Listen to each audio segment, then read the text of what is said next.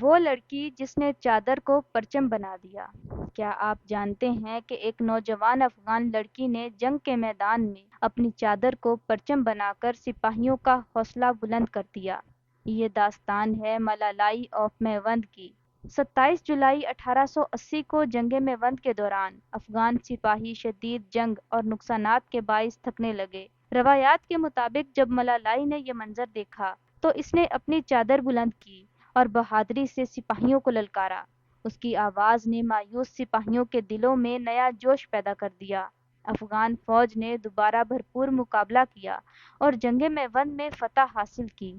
روایات کے مطابق ملالائی بھی اسی جنگ میں شہید ہو گئی، مگر اس کی بہادری آج بھی زندہ ہے۔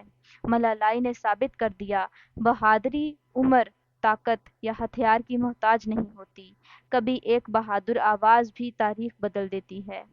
آپ ملالائی آف میوند کی بہادری کے بارے میں کیا سوچتے ہیں؟ کامنٹ میں ضرور بتائیے گا۔